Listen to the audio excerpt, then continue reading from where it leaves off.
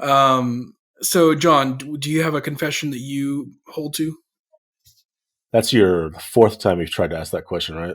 Well, it's been a good conversation, so I let it go. I'm getting there, man. Like I'm getting there. Um, I mean, because I mean, the reformed circles that I would probably say I was raised up in were probably more reformed light than they were like capital R reformed. Mm-hmm. And so like kind of like develop my theology like in the X29 like SBC evangelical realm. Like being reformed basically means tulip. Right. Yeah. And so there's usually not a lot of heavy digging into like creeds and confessions and that kind of thing. Usually there's not. Yeah. And so generally speaking, when I tell people like I'm reformed, that usually means like, yeah, like I'm good with tulip for the most part. For the most part, meaning like, yeah, I'm good with it. Like I'm good with the five solas. Like I'm good with those two things, man. So like for me, like I'm fine with saying I'm reformed because I affirm those things. I'm trying to become more familiar with like creeds and confessions, like over time. So like Rory asked me if I was like a 1689 guy. I was like, I mean, to an extent, man. Like, yeah.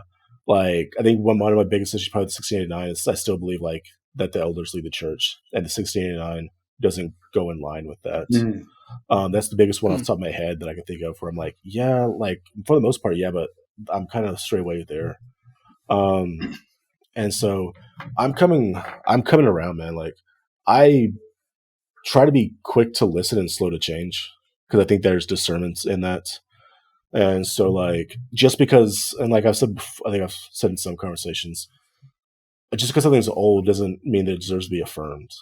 It deserves to have your attention and to be given your time to. But like just because something was 500 or 1,000 years old doesn't necessarily mean that like it deserves to be affirmed. And so, and there's also like a lot of like confessions that have been written over time for a lot of different reasons. And so like, I mean, for the most part, like I'm cool with like 689. There's a lot of things within the Westminster that I'm cool with. And one of the elders at the church I'm at now, like, is really influenced by Anglicanism. So like I'm trying to like dive into that more than I have in the past as well. And so like right now I'm still learning and working on figuring a lot of that stuff out. You got the beard for Anglicanism, so that's good. Oh, thanks, man. Appreciate that. Yeah, there's some excellent beards at John's church. Like there is, man. I don't know if excellent's even the right word. I mean, that's mild. Stupendous. Yeah. Flabbergasting. Like John's is a great beard, right?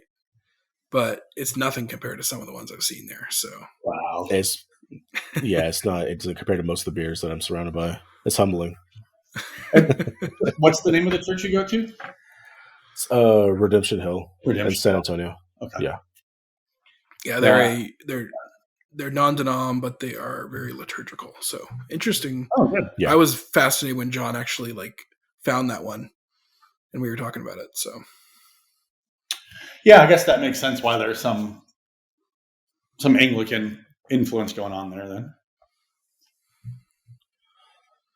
No, yeah, for sure. And they're interesting, man. I'm trying to figure out how they understand deacons.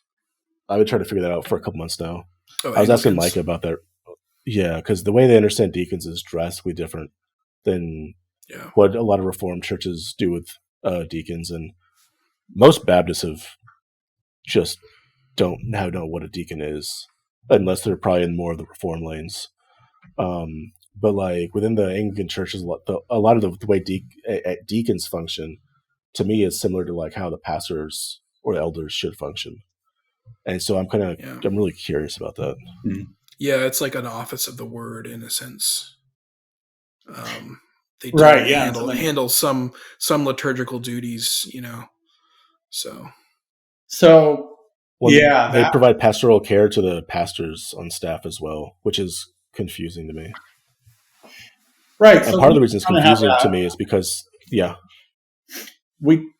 I get confused on this too. I don't want to speak on, I've been asking around quite a bit too, the LCMS's stance on, I know we have deaconesses and that's a called position.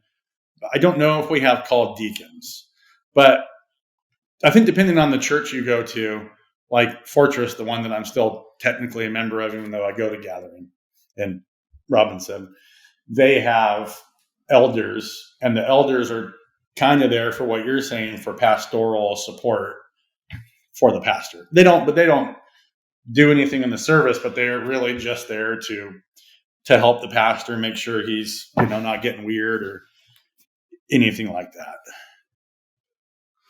Yeah, I think growing up Baptist, the elders in the LCMS churches that I've encountered function like deacons did in the Baptist churches that I was part of.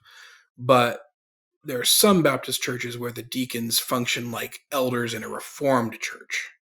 So hopefully I'm not getting too down the rabbit hole, because an elder, in my experience, was kind of interchangeable with pastor. At least in the Reformed traditions, I think they're more often kind of like they go together essentially. Whereas in a lot of times the Baptist churches, the deacons function in kind of pastoral oversight roles as well. So then when I got to the LCMS, there was this elder board that really functions like the deacons did in my Baptist church. So it's very interesting how the same title applies very differently in like the three main streams that I've been, a part of. So, and right. I think deacons does that as well. There used to be deacons in the LCMS, and it was like a almost lay pastor role. Okay. And I think there were, I think there were some like abuses and some like problems with some of how that was working out. So they phased it out slowly. So yeah, it's interesting. And then you throw in vicars. We have vicars. I'll be one in a couple months. So, I don't. So like in John, your church, there's probably no talk about like vicars or anything like that, right? No, man. For the people watching, can you define what that is?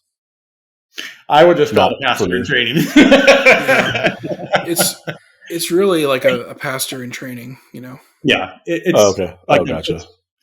It comes from vicarious, so it's really a vicar is kind of a stand-in for a pastor also, right? So Fortress Church didn't have a pastor.